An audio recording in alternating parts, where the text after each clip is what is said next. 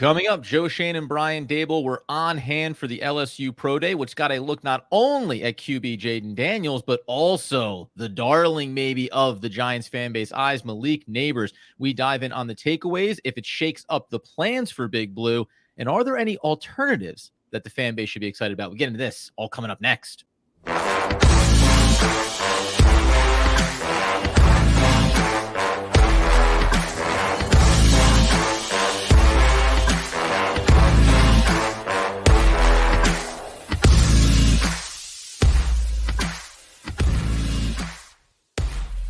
Yes, my friends. It is OGP, the One Giant Podcast, where you know that we are your hosts. Over here, Adam Armbrecht. Over there, Andrew Makowitz. We're both healthy, wealthy, and wise. Why? Because we're over on PIETENTIAL, Potential.com, making sure that we set a baseline for ourselves when it comes to our personal well-being. 100% free for individual users. They have tests you can take. They track your progress over time and make sure that you have the tools to improve yourself. And that's why we see Andy, of course, showing up in a collared shirt. That's one of the things that he's improving for his lifestyle. How are we, sir, on a Wednesday? Apologies for the background, Adam. I'm in Las Vegas doing the work thing. What can I say? The only thing I will say is, sure, 3 nights in Las Vegas is just too many nights. I need to get home immediately. And so after this podcast, I might just change my flight and try to get home as soon as possible. Maybe it's time to go. Mistakes have been made. Marriages were formed and also, annulled. No big deal. Nothing to worry about on the home front. But Andy, big business, a man on the streets of Vegas for the New York Football Giants. It was 2 men on the streets of the LSU campus, Brian Daboll, Joe Schoen, in attendance, as we say, for the LSU Pro Day. You get, first and foremost, let's talk quarterback here, even though that maybe feels a little bit further out of reach for the Giants. When you see Jaden Daniels and you get a look at him at his Pro Day, anything change for you? Not about the Giants first and foremost, but just the way we look at the top of this board, right? I mean, Caleb Williams, Jaden Daniels has been, along with Drake May, dancing around in those top 3 picks. Do you all of a sudden look at him and go, maybe he's worth more, or maybe he's going to come down the board a little bit? No, I think Jaden Daniels was as advertised. He looked smooth throwing the ball. A lot of people on Twitter, I think even Phil Simms had mentioned that it reminds him of how CJ Stroud throws the ball. He's obviously getting all of the accolades because he had such a successful season at LSU. Of course. But Adam, what kind of strikes me is I look at how good he was last year, and I wonder why he wasn't that same player the other 4 seasons that he was in college. That to me is a little bit of a concern. Obviously, Jaden Daniels started his career at Arizona State. He had 60% completion percentage, always has had a good touchdown to interception ratio, and it was 9.4 yards per attempt. The next year he had 58% completion percentage. Obviously, he gets older, he gets more mature, he starts understanding more defenses. But even in 2022, when he was at LSU, it was improved at 68.6 completion percentage.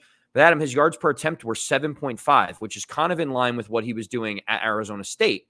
Right. You fast forward to 2023, and he has 11.7 yards per attempt, so almost 3 to 4 yards more per attempt. 40 touchdowns when his career high was 17 touchdowns. And so for me, I'm kind of thinking of this like, Jaden Daniels looks good, but which is the Jaden Daniels that you're going to get in the NFL? Are you going to get the guy that was in college for 4 years that wasn't really considered a top 1st or 2nd round pick? Or are you going to get Jaden Daniels that wins the Heisman Trophy and looks incredible for this one season? And you're also, because we're going to talk about, obviously, Malik Nabers, but we also know that inside of this draft class, you don't have to go too far down that first-round draft board before we talk about the other first-round potential draft pick. We don't know if he's going to rise all the way in the 20s. Would he be back there in the teens potentially here for any of these teams looking at him? That's Brian Thomas Jr. as well, right? So if you're projecting him forward, this doesn't have to be a negative. The skill set's the skill set. He's going to be a top 4 quarterback, obviously, top 4, top 3 player coming off the board here in next month's draft. But when you think about, let's say, I don't know, the Giants wide receiving room, maybe they end up bringing in a player, certainly, but in a world where they could get up the board to get a player like this, I do think you think about, well, we have Wan'Dale Robinson, we have a Jalen Hyatt, right? We have on the outside there in Darius Slayton. Well, that's a 2nd, a 3rd, and a 5th round wide receiver. Are these elite enough talents? And sometimes I wonder about big schools. And by the way, neither one of us is knocking Jaden Daniels here in any way, shape, or form. But when you think about big quarterbacks at big time schools, they get the best prospects playing there with them. Not every NFL team has all of the best talent around the league. So sometimes when you see, I think, players that perform over expectation at college because they play at a slightly smaller school, sometimes that can get you a little bit more excited about what they're capable of the pro level. Difference there being, don't go too far back. Zach Wilson, right? Was that the biggest program that he played at in the world? Maybe not. And guess what? It actually ended up turning out that he wasn't ready or capable of being an elite pro. So I think it's hard for me to change much of my narrative coming out of a pro day, especially where it's all controlled and it's in your comfort environment. But he didn't do himself any damage here. And you are talking about a 23. He'll be 24 years old-ish by the time the season starts. You do have to have some conviction, I think, about if you're going to flip-flop anything there near the top with a Drake May, say, as a second overall prospect. Yeah, I think Drake May has had his ups and downs. Obviously, he's had some challenges, but that's why the draft is so unpredictable. But Sure. for me, I just kind of look at Jaden Daniels. Obviously, he had a career year, was unbelievable at LSU.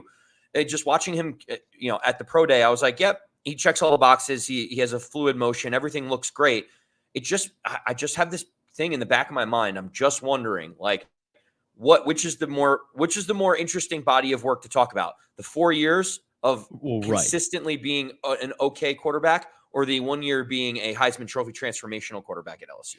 100%. We'll cycle back around to the QB room here when we talk about what the Giants' options may be here. We mentioned that both GM Joe Schoen and Brian Daboll are on hand here. There's one thing, and I think you know who this should be prescribed to as far as what the Giants want to do at the top of the draft. The name escapes me. Well, of course the Giants want the QB, but if they can't get him, now, you do need some team willing to trade out of one of those top 4 spots. Arizona and that 4th overall pick are now getting talked completely differently in terms of their plans and whether or not they'd be willing to move out if the package is right. If the Giants want to go get one of these quarterbacks, it's not unfeasible to go and do it. They'd have to just give up a lot potentially to go pursue them. It doesn't seem like your tinfoil smokescreen hat, it looks like it's coming to fruition, but there is a lot of this going on. I mentioned it on Twitter the other day that there is GM, organizational draft, there is a media draft, and then there's the fan draft. And all these things are happening at different layers. And I only think that you get as much access as you possibly can. Everyone behind closed doors has a better sense of where this is going to me and whether or not the Giants are really interested in giving up a lot to go get a player. The things you mentioned about certainly Jaden Daniels and production and consistency and what it looks like going forward has to be one of the reasons why maybe you would stay away from him if the Giants are trying to get one. Yeah, I agree. That's the challenge. But the good news for Joe Schoen and Brian Daboll is that they kind of got a 2-for-1, didn't they, Adam? Why waste the miles? I say, right? Get a look at a quarterback that maybe you like, and then also get a look at a player in Malik Nabers that very well, and we'll also bring in the other 2 wide receivers near the top of this draft, but that very well could just fall into the Giants' lap. If you believe the idea that the Giants want to get a weapon, regardless of what they think about Daniel Jones, regardless of the future QB of the franchise or any of that stuff, they want the wide receiver 1. Well, guess what? When you have a guy like Malik Nabers who just kind of struts out there, shirt off at the pro day, half the reason why he didn't go to the combine, I only want to wear the shorts when I run, 4.3540 for a guy that has all the athleticism and size and all that short-range twitch kind of play that you would want to have in your number 1 wideout. He's absolutely explosive. I think his 42-inch vertical is insane. His 4.3540 is insane. His production was insane. His athleticism is insane. Like, Malik Nabers is one of those guys where you just look at his athleticism and you're like, how on earth will this guy not be a successful wide receiver in the league? Like, to me, I think, all of that speaks volumes. Adam, I have a question for you, though. Okay. So with Malik Nabers, there's small little hiccups and concerns. Obviously, in February of 2023, he was arrested on gun charges out in Baton Rouge, Louisiana. Those charges were later dropped and not pursued, but obviously there's body cam footage showing that he had an illegal firearm on him. You hear Joe Schoen and Brian Daboll talk about the types of players that they want to bring in. Do you think that history that Malik Nabers has will impact Joe Schoen's decision-making process on which wide receiver he wants to take if they're all available for him? Yeah, of course it does. There's no two ways around it, right? Like, and again, as we know about any player in a draft class, your talent does override the off-field concerns, right? A player in the third or fourth round with off-field concerns, no, no, no. We couldn't touch a player like that. We want a certain type of guy when we bring him into our organization. A guy that's considered to be a top 5, top 6 pick overall. Yes, we believe, hey, listen, we understand. We did our due diligence. We looked into those ourselves, and we're comfortable with the player that we're getting. Now, that being the case, like we said this offseason, the Giants, you go and look at the injury history of almost all of the free agents that they brought in. It is 2 or less, fewer games missed over the last couple of seasons. They want healthy, available players. And you can put off-field potential issues. You can also put that into the category here when you talk about players and their availability. If we're holding up, because I want to get to the Odunze kind of this, even though I don't know, Marvin Harrison Jr., like now maybe he can fall, right? Like an electric pro day for a guy like Nabers who likes him more. Maybe he ends up going at 5, especially if someone comes up to that 4 spot and goes and gets a quarterback, and we get quarterbacks going 1 through 4 to start this draft. But if we hold up against Odunze, and it's Odunze seems to be everything you want in a locker room presence, right? The effort, the energy, the staying late at the combine to get times down that nobody else cares about but him. I won't take a lot, I think, to sway you one way or the other. The interesting thing here for me is that these two players specifically, leave Marvin Harrison Jr. off to the side for a minute. They're just such different models of player.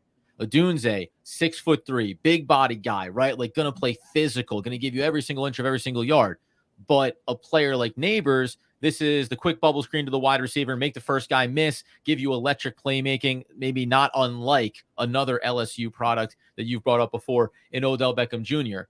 If we're thinking about, so I'd like to say, yes, it's a factor, but it's not going to deter them from taking it if they think that he's the best wide receiver and he's there for him.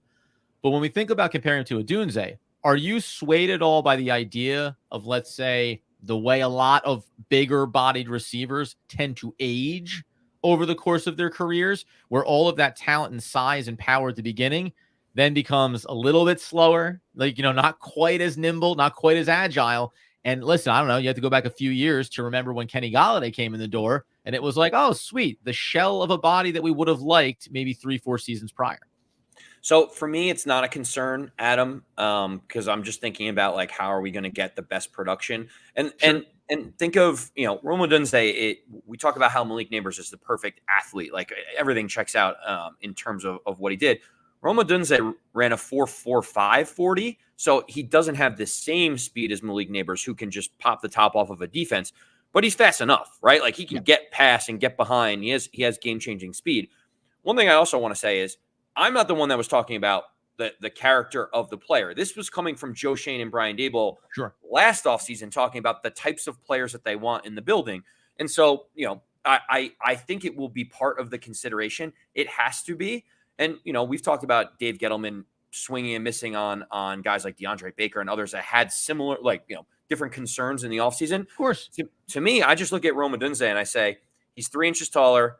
He's 15 pounds heavier. He still runs pretty fast, and he is a guy that can go up and make big-time contested catches. It's always why I've had the preference of Rome Odunze. It's why I don't mind being at 6, thinking that he's going to be there and being excited about the Giants taking him. But again, if Marvin Harrison Jr. is there, it feels like he is the guy that you have to take out of all 3 of the wide receivers. I think there's an argument that can be made either way, even though people are going to go nuts about Malik Nabers' pro day that he just had. I think there's an argument to be made that Rome Odunze is a better fit for what the Giants want to do. I hope that that's where Joe Schoen is, because I do like Rome Odunze that much as a prospect. Yeah, and I said before we're getting started, I'm not sure which way, if it's not the pro day alone, but if anything will change for me as we work our way towards the draft. You mentioned Marvin Harrison Jr. It's like, just as the reminder, and this isn't the only metric, but he ran a 4.39 coming in there at 6'3", right? The 209 pounds. So you're talking about a guy that has all the size and then that little bit of extra burst maybe, right? And we'll get deeper into their individual skill sets, certainly. But to your point, if you're thinking about Wan'Dale Robinson and you believe in Jalen Hyatt, and even though we believe in the short term in a player like Darius Slayton, okay, but as he starts to come out of this lineup, who's the player that you need to insert? What's the model of player that you want to have here? I think ultimately it comes a bit down to scheme and being able to say, what type of weapons and versatility do we want to have here? And certainly Nabers is that go anywhere inside of the formation type of player. Odunze, a little more restricted, not negatively, but you're going to put him on the outside and he's going to be really productive from there as well. So it becomes fascinating. And obviously, this is what happens in the offseason too. Oh, you had a pro day? Like, you're the most recent thing that I saw. That's going to make me bubble up and wonder if we should go and pursue a player like that potentially in the draft. That being the case, as Andy just mentioned, the buzz being that 1 through 4 could be quarterbacks here. All of a sudden, no matter what happens, no matter what the Chargers choose to do at 5, the Giants are going to have their pick of one of these 3 top wide receivers if that's the route that they want to go. And maybe the fascinating wrinkle, Andy, would be, okay, we do have some marginal concerns about Nabers off field. Or we look at Odunze as just being a better fit for what we want to build here going forward. Hey, if somebody calls you and says, we really want him, and you can find the way to manipulate the top of the draft board and still get Odunze, right? Or if in a world the Chargers don't go with Marvin Harrison Jr., all of a sudden you just open up a lot of different options for them. The other thing then, go ahead. What do you got? No, I agree that it would be an interesting situation, especially if the 4 quarterbacks go. It means that 2 of those wide receivers will presumably be there. And if you think about the Chargers and there's a belief that Jim Harbaugh wants to draft an offensive lineman at 5. Right. If that's the case, then you might be able to actually have your pick of wide receivers. And people are speculating it could be Marvin Harrison Jr., which would be a crazy development over the last 2 months. Since he's played a game, he went from being the number 2 overall pick to maybe the 6th pick. I don't know how that happens, but it would be to the Giants' benefit. Yeah, in a world here. And the also funny thing is, too, it's like, don't you always love it where, like, anytime your team, it's like, hey, you're picking it's all the same position. So you're going to pick this. But we just saw this last year with the quarterbacks, right? Oops, like Carolina, maybe that they had it and maybe they blew it, right? The Giants are going to be in a spot to have it, make their choice, and we'll know. Like, we'll instantly analyze this going to the regular season week by week as you watch 3 rookie wide receivers that we presume are all going to be gone within the top 10, maybe top 11, depending on how some things shake out potentially and what teams choose to do. But 3 wide receivers of their caliber every single week, we're going to have one heck of a time watching these guys and comparing them over the course of the upcoming season. The other thing here then, to back it up to the quarterback, this is what I find really fascinating. So everyone's been saying there's a really deep class, and this is why you have to get in on the quarterback dance this year. First, before we even go into a comp from last year and then looking forward to 2025, when you look at this QB class, is there anybody after those top, let's put JJ McCarthy in the mix here because he's getting all that buzz. Is there anybody else inside of this QB class right now that you would say, okay, the Giants are going wide out, top of the draft. There's no trade backs. They get their guy that they want there for the weapon. But then when you look into QBs, after Jaden Daniels, after JJ McCarthy, is Penix going to be a first-round pick? Is he going to be at the back end? Is he going to fall to the second? Bo Nix. Obviously, some people talk about Spencer Rattler as being this like unforgotten but worthwhile note at the QB spot. Anybody else after those top 4, let's say, that you go, hey, if the Giants could get him at the back end of the first, or if he were to fall in the second round, we'd be really excited to get what we think is a sneaky franchise quarterback.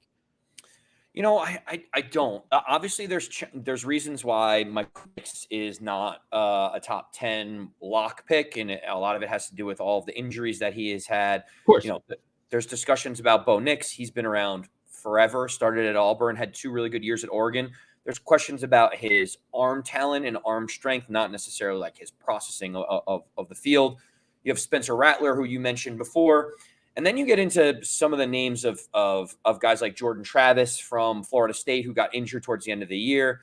And then you get into a guy like Joe Milton, who I know that you have started falling in love with. And how could you not when he throws the ball 80 yards in the air without actually taking a step? It's his arm talent is incredible. If someone could ever figure out how to harness that, like I was even thinking, like, what if he just comes in? What if he's like the emergency QB and just comes in for Hail Marys, right? Like, what? Right. This guy averages like 2 throws per game, and sometimes he averages 140 yards.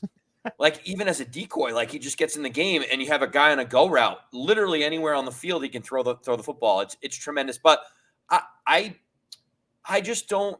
If the Giants want to go get a quarterback and they believe in one of these top 4-ish, so to speak, quarterbacks, right, I believe they should go get their guy. Mm-hmm. If there's another plan and you say, hey, I really think that we want to develop someone like Sam Hartman out of Notre Dame, who is an okay quarterback, but never really flashed any NFL pro potential, in my opinion. It feels like it's kind of just a throwaway. You already have Daniel Jones. You've got Drew Lock. It feels like you're going to try to develop a 4th-round pick. I don't know. To me, if you're not sold on moving up and getting the guy, I'm kind of just sitting here and I'm not excited about any of the guys that fall into, say, the top 10 or 15 quarterbacks left. And that's what's interesting about it for me, because you mentioned it there. Some people are saying, someone falls in the 2nd round. There's something just about the idea of, and listen, franchise quarterbacks are found throughout the draft. We understand that, right? You can look at San Francisco and they found a real gem, but we understand the amount of talent that they've surrounded him with and the system that he plays within. If it's late enough, it's funny. If it's not going to be the top guys, then I like waiting. And you mentioned that I have kind of gotten a little romantic about the idea of Joe Milton III. His mechanics are a mess, and you know what I mean? Like, there's so many things that don't look pretty about it. You talk about those bomb throws he had at the combine, but they're noting the whole time. They're like, boy, he's not doing anything close to a traditional 3-step drop or a 5-step drop or, rolling out. Everything looks a mess. But if you tell me that he falls because of all these reasons, and I'm there in the 5th round, the 6th round, and all I'm thinking about is, well, at the end of this year, is Daniel Jones still going to be here or not? Or does Daniel Jones survive this contract by some miracle and you end up playing him out? Drew Lock, does he end up being the bridge quarterback? I think there's like worse things to do than take advantage of what seems to be an athletic freak type player at the position and go, hey, if we can ever figure this guy out, he already has all the requisite measurables, right? Like, that's, I think, the thing that gets me excited about him. Understanding, then you go watch some tape and you're like, well, maybe you rein it in a little bit because you see all the flaws that are there, but there's such natural raw ability. I want to talk about the Notre Dame product too in a second, but go ahead. No, it's funny because that there are definitely going to be NFL coaches that see the arm talent and they're like, we can figure out the rest. I can't teach Yes. Bo Nix how to throw a ball 85 yards. It's just not going to happen. But I can teach Joe Milton how to get his footwork better. I can teach him how to re-diagnose a defense a little bit better. Like, there is going to be someone that says exactly what you're saying. Like, in the 4th round, in the 5th round, let's bring this guy in. If we ever get into this untapped potential, like, what a whirlwind it would be for us.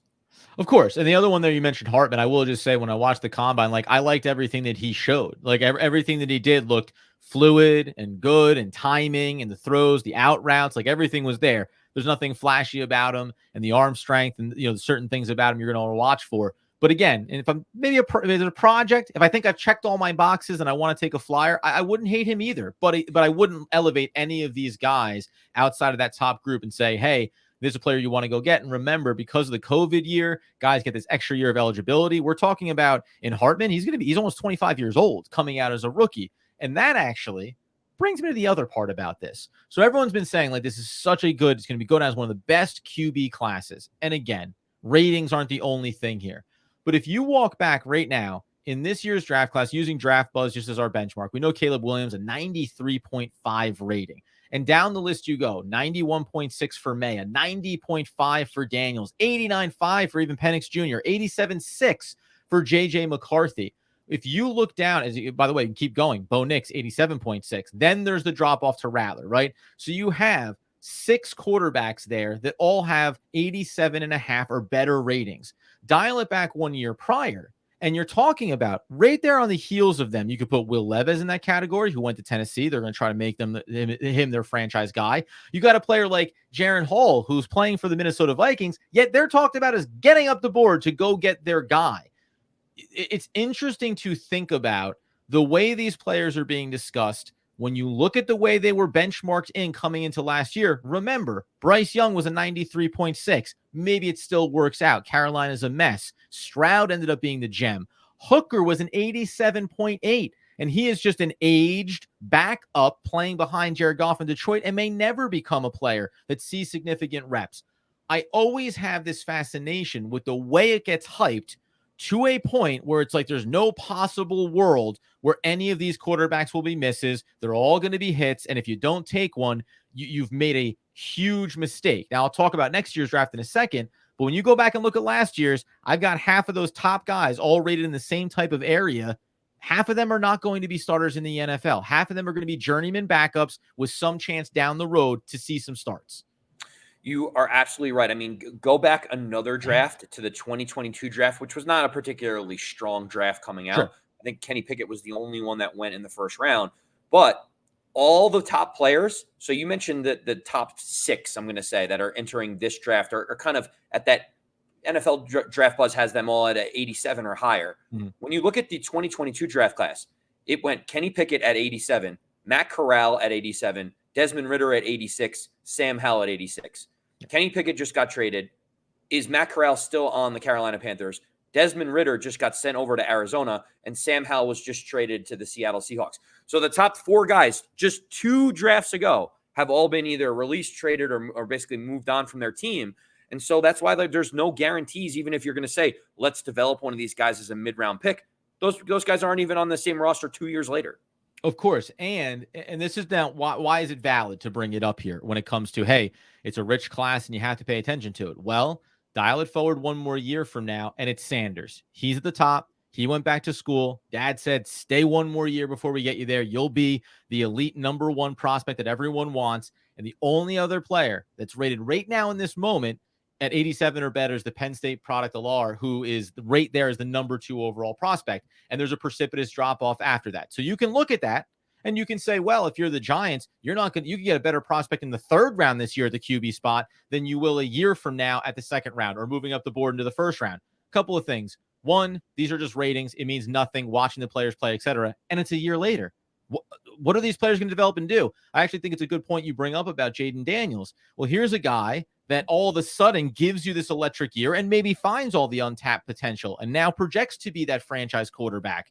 But that happened in a year. That was one magical year that showed you everything he's capable of. So this idea that there isn't going to be an opportunity a year later to get a player at the position of need, at the franchise quarterback spot, and not spend the extra 2nd and the extra 1st or whatever the capital it's going to take to go get them, I think you have to bear it in mind because it still matters to build out the team correctly and have everybody in place. So when you drop in the rookie, you say, hey, man, go get him. Like, we did everything around you so you can be successful. And by the way, it's exactly what the Giants didn't do. Whatever you think about Daniel Jones, they didn't do any of those things. Didn't have a number 1 wide receiver. Didn't have a good offensive line. And laundry list goes on, right? But that's the mistake that you make, and you see how it compounds year over year if you don't construct your roster correctly. You're absolutely right. You got me thinking about the Jaden Daniels thing and the 1 year of success.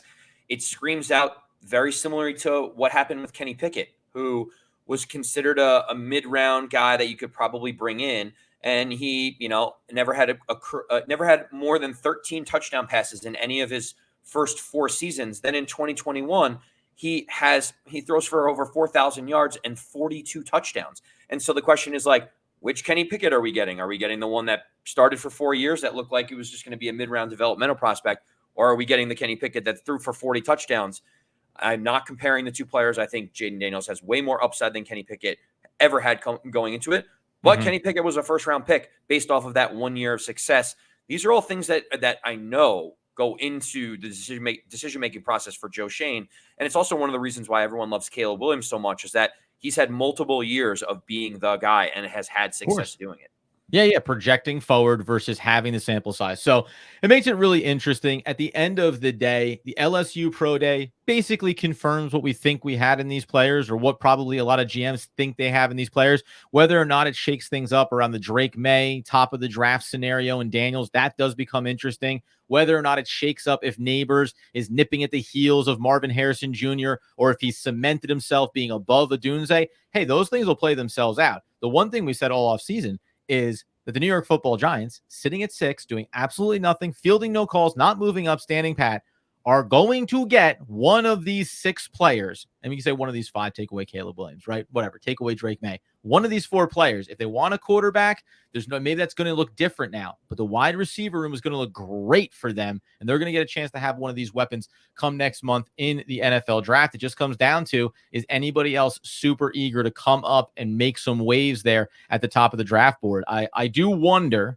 I leave you with this, Andrew, if any other teams look at these wide receiver weapons and say, hey, we would come up the board to get one of them, right? Is there a world where the Giants, if it's only 3 quarterbacks, see a team come up to get Marvin Harrison Jr., who's there at 4, And then at 5, it's another wide receiver. And the Giants sit there and say, maybe it's Odunze. It all worked out. Maybe it's Nabers and we have to convince ourselves of it, right? There's still a lot of things that can happen there in the top 10. All the hype and focus is obviously going to be on the QB spot from now until draft night. 4 quarterbacks, 3 wide receivers. That's 7 players. The Giants pick at 6. If you want the quarterback, you'll probably have a chance to do it. You may have to give up a 2nd or 3rd round pick to move up to Arizona, or you stand pat and you're almost assured to be able to get one of the wide receivers if the speculation is right about these quarterbacks going in the top 4, top 5. As it stands right now, Malik Nabers is the 4th overall prospect on Draft Buzz. And if you're talking about Odunze, he is the 9th on the big board behind offensive linemen like Fashanu, behind tight end Bowers, who, by the way, I've gone ahead and accepted that the injury history has to at least temper your expectations around where his value is going to be, specifically with how the Giants approach it. So that being the case, we come back in on Friday. Our original plan for today's episode, which was to talk about moving out of the first round, not from a draft pick standpoint, but from a player standpoint. There are some guys inside this cornerback room in the 2nd and 3rd rounds that I need Andy to discuss with me to determine whether or not the Giants can find a player across the field from Deonte Banks starting week 1 that they do not have to spend top flight capital to get. The way that you can support and follow that journey is by getting over to YouTube, One Giant Podcast, subscribe, turn on the alerts on the podcast feed, wherever you get those needs fulfilled, on social at AndyMac214, at Adam Arbrecht, and at One Giant Podcast. And on Friday, we should be, maybe it's on Monday, but we should be breaking some really big news for the podcast that means the world to us and was only achieved by you guys supporting it. Cleared 2,500 subs on YouTube. It's been awesome, and we're just getting started with it. So that's our deal. And Andy's deal, which he always wants every single Giants fan to need, demand, and ultimately know. As always, let's go Big Blue.